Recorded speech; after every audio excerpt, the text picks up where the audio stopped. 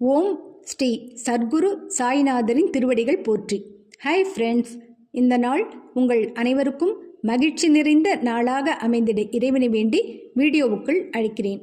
நாம் சாயி சத்சரிதம் சென்ற வீடியோவில் சாய்பாபா சாந்த் பாட்டீலின் காணாமல் போன குதிரையை கண்டுபிடிக்க உதவி செய்ததையும், பாபா எப்படி சாய்பாபா என்று அழைக்கப்படலானார் என்பதையும், மற்ற ஞானிகள் பாபாவை விலைமதிப்பற்ற வைரம் ரத்தினம் என்று புகழ் மாலை சூட்டி சாய் ஷீரடியில் தங்குவதால் ஷீரடி ஆசீர்வதிக்கப்பட்டது என்று கூறியதையும், மேலும் சாய்பாபாவின் பாதுகைகளை வேப்ப மரத்தின் அடியில் பிரதிஷ்டை செய்ய ஏற்பாடு செய்யப்பட்டதையும் பார்த்தோம். இந்த வீடியோவில் சென்ற வீடியோவின் தொடர்ச்சியைத்தான் பார்க்கப் போகிறோம்.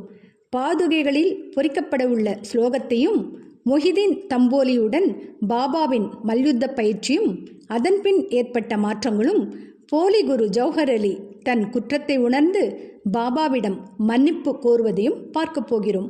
வாங்க வீடியோவுக்குள் போகலாம். அத்தியாயம் 5 தொடர்ச்சி வாசிக்கப்படுகிறது. அந்த ஸ்லோகம் பின்வருமாறு: சதா நிம்பவருக்ஷஸ்ய மூலாதி வாசா சூதாஸ்திராவிணம் திக் தமய பிரியம் தம் தரும் கல்ப விருக்ஷாதிகம் சாதயந்தம் நமாமீஸ்வரம் சத்குரும் சாயிநாதம். இதன் தமிழாக்கம்: நான் சாய்நாத் பிரபுவை வணங்குகிறேன். வேப்பமரம் கசப்பாகவும் இனிமையற்றதாகவும் இருப்பினும் அவரது நிரந்தர இருக்கையினால் அமிர்தத்தை கசிகிறது. கல்ப விருட்சத்தை விட சிறந்தது. அம்மரத்தின் கசிவு அமிர்தம் என்று அதன் குணப்படுத்தும் தன்மையால் அழைக்கப்படுகிறது. உபாசனையின் யோசனைகள் ஏற்றுக்கொள்ளப்பட்டு நிறைவேற்றப்பட்டன. பாதுகைகள் பம்பாயில் செய்யப்பட்டு ஷீரடிக்கு கம்பவுண்டர் மூலம் அனுப்பப்பட்டன. பாபா அவற்றை ஆவணி மாத பௌர்ணமி தினத்தன்று பிரதிஷ்டை செய்ய வேண்டும் என்று சொன்னார். அத்தினத்தன்று காலை 11 மணிக்கு பாதுகைகளை கண்டோபா கோவிலிலிருந்து துவாரகா மாயிக்கு, அதாவது மசூதி, ஜி.கே. தீக்ஷித் ஊர்வலமாக தனது தலையில் எடுத்து வந்தார். பாபா அப்பாதுகைகளை தொட்டு, இவைகள் பிரபுவின் பாதங்கள் என்றும் அவற்றை வேப்ப மரத்தடியில் பிரதிஷ்டை செய்யும்படியும் கூறினார். அதற்கு முதல் நாள் பஸ்தா சேட் என்ற பம்பாயை சேர்ந்த பார்சி பக்தர் ரூ. 25 மணி ஆர்டர் செய்திருந்தார். பாபா இத்தொகையை பிரதிஷ்டை செய்ய கொடுத்துவிட்டார். பிரதிஷ்டையின் மொத்த செலவு ரூ. 100 ஆகியது. அதில் ரூ. 75 நன்கொடைகடனால் சேர்க்கப்பட்டது. முதல் 5 ஆண்டுகள் ஜி.கே. தீக்ஷித் அவர்களால் பாதுகைகள் வழிபாடு செய்யப்பட்டது. பின்னர் இவ்வழிபாடு ஜக்கடியை சேர்ந்த லக்ஷ்மண் காக்கேஸ்வரால் செய்யப்பட்டது. முதல் 5 ஆண்டுகளில் டாக்டர் கோதாரி விளக்கேற்றுவதற்காக மாதம் ரூ. 2 அனுப்பி வைத்தார். பாதுகைகளை சுற்றி போட வேலியும் அனுப்பினார். ஸ்டேஷனில் இருந்து அவ்வேலியை ஷீரடிக்கு கொண்டு வரும் செலவும் ரூ. 7 கூரையும் சகுன்மேரு நாயக்கினால் கொடுக்கப்பட்டது. தற்போது ஜாகடி நானா பூஜாரி வழிபாட்டை செய்கிறார். சகுன்மேரு நாயக் நைவேத்தியம், மாலை விளக்கேற்றுதல் முதலியவைகளை செய்கிறார். பாயி கிருஷ்ணாஜி என்பவர் முதலில் அக்கல்கோட் மகாராஜின் அடியவர் ஆவார். சக வருடம் 1834 பாதுகைகள் பிரதிஷ்டை செய்யப்படும் சமயத்தில் அக்கல்கோட் போகும் வழியில் ஷீரடிக்கு வந்தார். பாபாவின் தரிசனமான பிறகு அக்கல்கோட்டுக்கு போக விரும்பி பாபாவின் அனுமதியை இதற்காக வேண்டினார். பாபா அவரிடம், அக்கல்கோட்டில் என்ன இருக்கிறது? நீ ஏன் அங்கு போக வேண்டும்? அக்கல்கோட் மகாராஜா இங்கேயே என்னுடன் ஒன்றி இருக்கிறார் என்றார். இதை கேட்டு பாயி அக்கல்கோட் செல்லவில்லை. பாதுகைகளின் பிரதிஷ்டைக்கு பின் ஷீரடிக்கு அடிக்கடி வந்தார். ஹேமத் பந்திற்கு இவ்விபரங்கள் தெரியாதென்று பி.வி. தேவ் முடிக்கிறார். அவர் அங்கனம் அறிந்திருப்பாராயின் அதை தன்னுடைய சச்சரிதத்தில் சேர்க்க தவறியிருக்க மாட்டார். மொஹிதீன் தம்போலியுடன் மல்யுத்த பயிற்சியும் வாழ்க்கையில் மாற்றமும். பாபாவின் மற்ற கதைகளுக்கு திரும்புவோம். ஷீரடியில் மொஹிதீன் தம்போலி என்னும் பெயருடைய ஓர் மல்யுத்த சண்டைக்காரன் இருந்தான். பாபாவுக்கும் அவனுக்கும் சில விஷயங்களில் உடன்பாடு ஏற்படவில்லை. இருவரும் மல்யுத்தம் செய்ய தொடங்கினர். இதில் பாபா தோற்கடிக்கப்பட்டார். அதிலிருந்து பாபா தம்முடைய உடையையும் வாழ்க்கை முறையையும் மாற்றி அமைத்து கொண்டார். மேலாடையாக கஃப்னி அணிந்தார். லங்கோடு இடுப்பு பட்டை அணிந்து தன் தலையை ஓர் துண்டு துணியால் மூடினார். தம்முடைய ஆசனத்திற்கு ஒரு சாக்கு துணியையும் படுக்கைக்கு ஒரு சாக்கு துணியையுமே உபயோகித்தார்.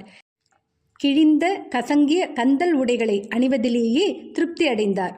அவர் எப்போதும் ஏழ்மை அரசுரிமையை விட நன்று, இறைமையை விட மிக மிக நன்று, கடவுள் ஏழைகளின் நிரந்தர நண்பராவார் என்று கூறிக்கொண்டிருந்தார். கங்காகீரும் மல்யுத்தம் செய்வதில் மிக்க விருப்பமுள்ளவர். அவர் ஒருமுறை மல்யுத்தம் செய்யும்போது ஒரு ஆசையற்ற உணர்ச்சி அவருக்கு ஏற்பட்டது. அப்போது ஓர் குரல் அவரிடம் அவரது உடம்பை துறந்து கடவுளுடன் நிரந்தரமாக ஈடுபடும்படி கூறுவது கேட்டது. எனவே அவரும் சம்சாரத்தை துறந்து கடவுளை நோக்கி திரும்பினார்.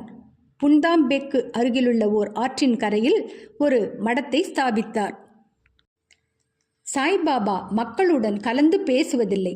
அவரை யாராவது கேள்வி கேட்டபோது மட்டுமே அதற்கு பதில் கூறினார். பகற்பொழுதில் எப்போதும் வேப்பமரத்தடியிலேயே உட்கார்ந்திருந்தார். சில சமயங்களில் கிராம எல்லையில் வாய்க்காலுக்கு அருகிலுள்ள ஓர் ஆலமரத்தின் நிழலில் அமர்ந்திருந்தார். மாலை நேரங்களில் அவர் குறிக்கோள் இன்றி நடப்பது வழக்கம். சில நேரங்களில் நீம்காவன் போவார். அங்கு திரையம்பக் டேங்க்லியின் வீட்டிற்கு போவார். பாபா அவரை விரும்பினார். அவரின் பாபா சாஹேப்பின் தம்பியான நானா சாஹேப்புக்கு இரண்டாவது திருமணம் செய்தும் குழந்தைகள் ஏதும் இல்லை. பாபா சாஹேப் நானா சாஹேப்பை பாபாவின் தரிசனத்திற்காக அனுப்பினார். சில காலத்திற்கு பிறகு பாபாவின் அருளினால் நானா சாஹேப் ஒரு புதல்வனை பெற்றார். அதிலிருந்து சாய்பாபாவை பார்க்க மக்கள் கூட்டமாக திரண்டு வந்தனர். அவருடைய புகழ் பரவி அகமத் நகரை எட்டியது. அதிலிருந்து நானா சாஹேப் சந்தோர்கரும் கேசவ சிதம்பரம் மற்றும் பலரும் ஷீரடிக்கு வரத் தொடங்கினர். பாபா பகற்பொழுதில் தமது அடியவர்களால் சூழப்பட்டிருந்தார். இரவில் உதிர்ந்து கொட்டும் ஒரு பழைய மசூதியில் படுத்தார். பாபாவிடம் இந்த நேரத்தில் ஹூக்கா, புகையிலை, ஒரு டம்ளர், தகர டப்பா, நீண்ட கப்னி, தலையை சுற்றி ஒரு துண்டு துணி, ஒரு சட்கா, குச்சி முதலிய சிறு சிறு உடைமைகள் இருந்தன. இவைகளை எல்லாம் பாபா எப்போதும் வைத்திருந்தார். தலையிலுள்ள அச்சிறு துணி நன்கு முறுக்கப்பட்ட முடியைப் போல் இடது காதிலிருந்து முதுகில் தொங்கியது. இது பல வாரங்களாக துவைக்கப்படாதது. அவர் எவ்வித பூட்ஸோ காலணியோ அணியவில்லை. நாட்களின் பெரும் பகுதிக்கு ஓர் சாக்கு துணியே அவரின் ஆசனமாகும். ஒரு கௌபீனத்தை அவர் அணிந்திருந்தார். குளிரை விரட்ட எப்போதும் துணியின், அதாவது புனித நெருப்பின் முன்னால் இடது கையை மரக்கட்டை பிடியின் மீது வைத்தவாறு தெற்கு நோக்கி அமர்ந்திருந்தார். அந்த துணியில் அகங்காரம், ஆசைகள், எல்லாவித எண்ணங்கள் ஆகியவற்றை காணிக்கையாக போட்டார். எப்போதும் அல்லா மாலிக், கடவுளே ஒரே உரிமையாளர் என்று கூறினார். எல்லா பக்தர்களும் வந்து அவரை தரிசித்ததும் அவர் அமர்ந்திருந்ததுமான மசூதியானது 2 அறைகளின் அளவே இருக்கும். 1912க்கு பிறகு ஒரு மாற்றம் நிகழ்ந்தது. பழைய மசூதி பழுது பார்க்கப்பட்டு ஒரு தாழ்வாரம் எழுப்பப்பட்டது. இம்மசூதிக்கு பாபா தங்க வருவதற்கு முன் தகியா என்ற இடத்தில் முஸ்லிம் ஞானியரின் இருப்பிடம் வசித்து வந்தார். அங்கேதான் பாபா கால்களில் சலங்கை கட்டி அழகாக நடனம் செய்து கொண்டு அன்புடன் பாடினார். தண்ணீரால் விளக்கெரித்தல். சாய்பாபாவுக்கு விளக்குகள் என்றால் அதிக விருப்பம். அவர் கடைக்காரர்களிடமிருந்து எண்ணெய் வாங்கி மசூதியிலும் கோவிலிலும் இரவு முழுவதும் விளக்குகளை எரிய விடுவது வழக்கம். இது சில நாட்கள் நடந்து வந்தது. பின்பு எண்ணெய் இலவசமாக அளித்து வந்த வணிகர்கள் எல்லோரும் ஒன்று கூடி இனிமேல் எண்ணெய் கொடுப்பதில்லை என முடிவு செய்தனர். வழக்கம்போல் பாபா அவர்களிடம் எண்ணெய் கேட்க போன போது அவர்கள் எல்லோரும் தீர்மானமாக எண்ணெய் இல்லை என சொல்லிவிட்டார்கள். இதை கேட்டு குழப்பமடையாத பாபா மசூதிக்கு திரும்பி வந்து காய்ந்த திரிகளை விளக்குகளில் இட்டார். வணிகர்கள் மசூதிக்கு வந்து என்ன நடக்கிறது என்பதை ஆர்வத்துடன் கவனித்து கொண்டிருந்தனர். பாபா மிக கொஞ்சம் சில துளிகள் மட்டுமே எண்ணெய் இருந்த தகரக்குவளையை எடுத்தார். தண்ணீரை அதில் ஊற்றி குடித்தார். இவ்விதமாக அதை நிவேதனம் செய்த பிறகு தகர டப்பாவில் தண்ணீரை மறுபடியும் எடுத்து எல்லா விளக்குகளிலும் அதனையே நிரப்பி கொளுத்தினார். வணிகர்களுக்கு ஆச்சரியத்தும் பயத்தையும் விளைவிக்கும்படியாக விளக்குகள் எரியத் தொடங்கின. இரவு முழுவதும் எரிந்து கொண்டிருந்தன. வணிகர்கள் தங்கள் செய்கைக்கு மனம் வருந்தி பாபாவிடம் மன்னிப்பு கேட்டுக்கொண்டனர். பாபா அவர்களை மன்னித்து எதிர்காலத்தில் அதிக உண்மையுள்ளவர்களாக இருக்கும்படி கேட்டுக்கொண்டார். போலி குரு ஜௌஹர் அலி. மேலே குறிப்பிட்ட மல்யுத்தம் நடந்த 5 ஆண்டுகளுக்கு பின்னர் ஜௌஹர் அலி என்னும் பெயருடைய பக்ரி தன் தீடர்களுடன் அகமத் நகரிலிருந்து ராகதாவுக்கு வந்து வீரபத்ர சுவாமி கோவிலுக்கு அருகில் உள்ள பக்கலில் விசாலமான அறை தங்கினார். இப்பக்ரி படித்தவர், குரான் முழுவதையும் ஒப்பிக்கும் ஆற்றல் உடையவர், இனிமையான நா உடையவர். கிராமத்தை சேர்ந்த பல மதப்பற்றும் பக்தியும் உடைய மக்கள் அவரிடம் வந்து மரியாதை செய்ய தொடங்கினர். அவர் அந்த கிராம மக்கள் உதவியுடன் வீரபத்திரர் கோவிலுக்கு அருகில் ஓர் ஈத் தினத்தன்று முகமதியர் தொழும் இடத்தின் முன்புள்ள சுவர் கட்டத் தொடங்கினார். இவ்விஷயத்தை பற்றி சில சர்ச்சைகள் உண்டானதால் ஜௌஹர் அலி ராகதாவை விட்டு புறப்பட வேண்டியதாயிற்று. பிறகு அவர் ஷீரடிக்கு வந்து பாபாவுடன் மசூதியில் தங்கினார். அவருடைய இனிமையான வாக்குகளால் மக்களை கவர்ந்தார். பாபாவை தன்னுடைய சீடர் என்று கூறத் தொடங்கினார். பாபாவும் அதை மறுக்கவில்லை. அவரின் சீடராக இருக்க சம்மதித்தார். குரு சீடர் இருவரும் ராகதாவுக்கு திரும்பி அங்கு வசிக்க முடிவு செய்தனர். குரு சீடரின் மதிப்பை அறிந்திருக்கவே இல்லை. ஆனால் சீடர் குருவின் குற்றங்களை உணர்ந்திருந்தார். எனினும் அவரை மதிக்காமல் இருந்ததில்லை. பாபா தமது கடமைகளை கவனத்துடன் ஆற்றிக்கொண்டு வந்தார். தமது குருவிற்கு பல்வேறு விதங்களில் பணிபுரிந்தும் வந்தார். ஷீரடிக்கு அவர்கள் அடிக்கடி வருவது வழக்கம். ஆனால் அவர்களின் முக்கிய இருப்பிடம் ராகதாவாகும். ஷீரடியில் உள்ள பாபாவின் அன்பு சீடர்கள் பாபா அவர்களை விட்டு ராகதாவில் தங்கியிருப்பதை விரும்பவில்லை.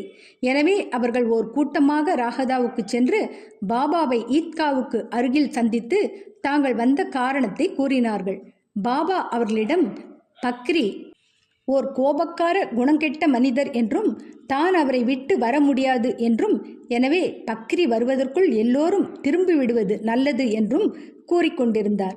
அப்போது பக்ரி திரும்பி வந்து தனது சீடனை அவர்களுடன் அழைத்துச் செல்ல முயன்றதற்காக அவர்களை கோபித்தார். சில விவாதங்களுடன் தகராறுகளும் நிகழ்ந்தன. முடிவில் குரு சீடர் இருவரும் ஷீரடிக்கு திரும்பும்படி தீர்மானிக்கப்பட்டது.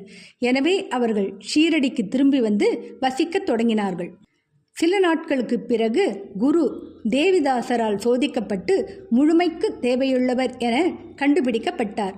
பாபா ஷீரடிக்கு கல்யாண கோஷ்டியுடன் வருவதற்கு 12 ஆண்டுகளுக்கு முன்பு இந்த தேவிதாசர் 10 அல்லது 11 வயது பாலகராக மாருதி கோவிலில் வசித்து வந்தார். தேவிதாசருக்கு பல சிறப்பான அம்சங்களும் சிறப்பான கண்களும் அமைந்திருந்தன. அவர் அவாவின்மையின் அவதாரமும் ஞானியும் ஆவார். தாத்யா கோதே, காஷிநாத் போன்ற பலர் அவரை தமது குருவாக நினைத்திருந்தனர். அவர்கள் ஜௌஹர் அலியை தேவிதாஸ் முன்னிலையில் கொண்டு வந்தனர். அவர்கள் தொடர்ந்த விவாதத்தில் ஜௌஹர் அலி தோற்கடிக்கப்பட்டார். பின்பு ஷீரடியை விட்டு ஓடி பீஜப்பூர் சென்று தங்கினார். பல ஆண்டுகளுக்கு பின்னர் ஷீரடிக்கு திரும்பி வந்து சாய்பாபாவின் முன்னர் வீழ்ந்து வணங்கினார். அவர் குரு என்றும் சாய்பாபா சீடர் என்றும் காணப்பட்ட தோற்றம் தெளிவாக்கப்பட்டது. அவர் தன் குற்றத்திற்காக வருத்தப்பட்டிருக்கையில் சாய்பாபா அவரை மரியாதையுடன் நடத்தினார். இவ்விஷயத்தில் உண்மையான ஒழுக்கத்தால் சாய்பாபா எவ்வாறு அகங்காரத்தை களைந்து சீடனது கடமைகளை ஒழுங்காக செய்து உயர்ந்த பதவியை தன்னை உணர்தல் அடைவது என்பதை காட்டியுள்ளார். இக்கதை மஹல்சாபதி சாய்பாபாவின் ஒரு பெருந்தகை அடியவர் என்னும் சீடரால் கூறப்பட்டுள்ளபடி கொடுக்கப்பட்டு இருக்கிறது. அடுத்த அத்தியாயத்தில் ராமநவமி திருவிழா, மசூதியின் முந்தைய நிலை, அதன் பழுதுபார்ப்பு ஆகியவற்றை காண்போம். என்ன ஃப்ரெண்ட்ஸ், இந்த வீடியோ பிடிச்சிருந்தால் லைக் பண்ணுங்கள், ஷேர் பண்ணுங்கள், சேனலை சப்ஸ்கிரைப் பண்ணுங்கள். எனக்கு இதுவரை சப்ஸ்கிரைப் பண்ணியுள்ள அனைவருக்கும் என்னுடைய மனமார்ந்த நன்றிகள். மீண்டும் அடுத்த வீடியோவில் சந்திக்கும் வரை உங்கள் அனைவருக்கும் நன்றி கூறி விடைபெறுகிறேன். வணக்கம்.